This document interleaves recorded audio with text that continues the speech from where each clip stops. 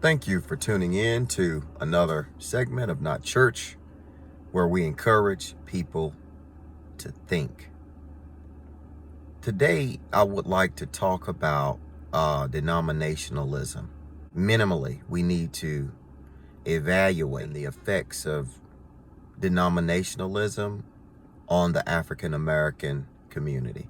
Many years, the African American community has had a sort of dispersed mentality because religiously we've been divided.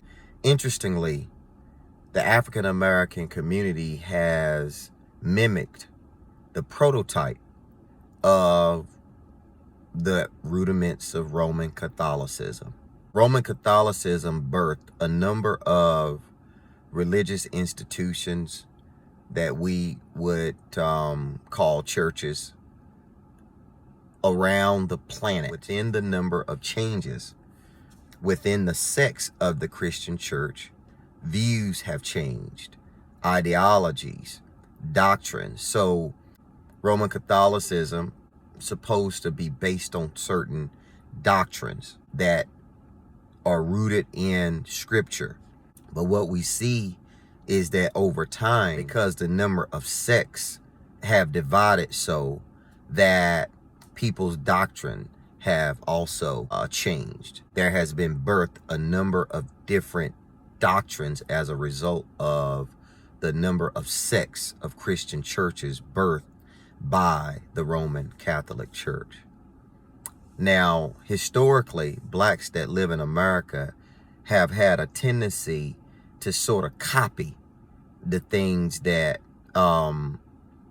our counterparts do. So, and in this case, we're talking about white people or European Americans. They have a tendency to follow their practices of Roman Catholicism. So this has spread and trickled down to what we now know of as the black church. Funny thing is that in the black church, we have a certain, I would consider, church etiquette that we tend to associate ourselves with, but even that's different because there's so many different sects of denominations. I am from the school of thought, right, that denominationalism and or churchism is a separate thing from one's spiritual journey or their walk with God. Now, you can incorporate the two or marry the two together, and in your head, look at spirituality and your idea of church as one source. But we're not born in a church. So these churches have been in existence for they're about 2,500 years. These religious institutions, these churches. However, keep in mind that there were spiritual gatherings and spiritual congregations well before Roman Catholicism ever started.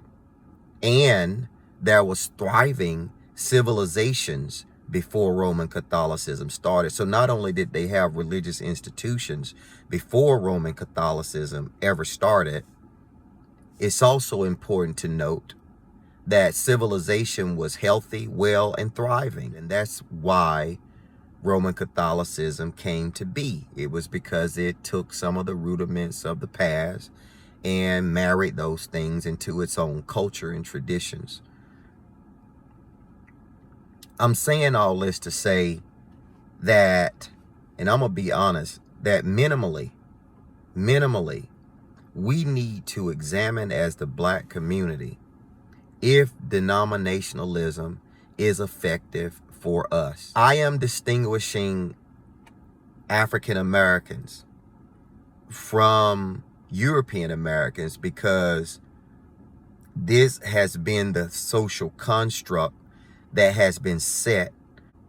So because society defines people by race, I'm simply defining people by race because our social setting is affected by the class of race. And there are certain characteristics within that class that is consistent in that class that needs to be addressed, like poverty, like the problem of mass incarceration of the African-American black man, like the destruction of the African-American family, the core of that, like African-American economics, our economic structure and status needs to be addressed according to race.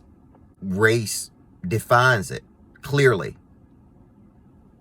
So with that being said, we need to minimally question the rudiments of religion, which in my opinion is the foundation and base for why we believe what we believe, why we operate how we operate, and why we think the way we do.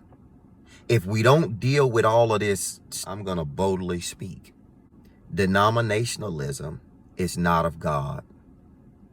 It is not of God. And we can see the evidence as a people that it is not of God, because it has not progressed a people forward. God is about progress. We see it in the Bible, according to the children of Israel. When God told the children of Israel, if you worship me, if you serve me, then I will bless you and I will bless your generations. We don't see that. That inheritance is not here.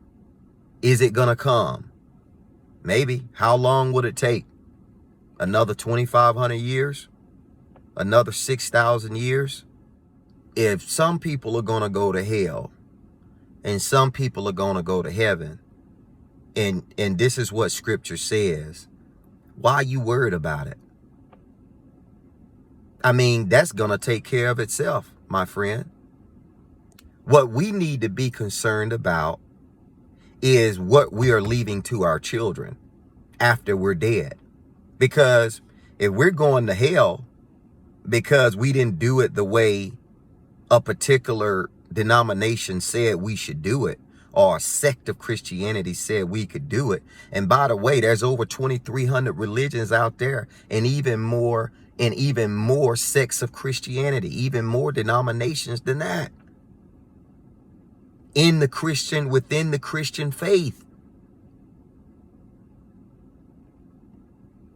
Let hell and heaven take care of itself. Let's get our kids straight. Let's get their kids straight and their kids' kids, so that they're not experiencing the same inequalities and lack of justice as we have while we were here. Okay? So thank you for tuning in to this segment of Not Church. Remember, like, comment, subscribe. And remember, also, it is okay to think until we meet again.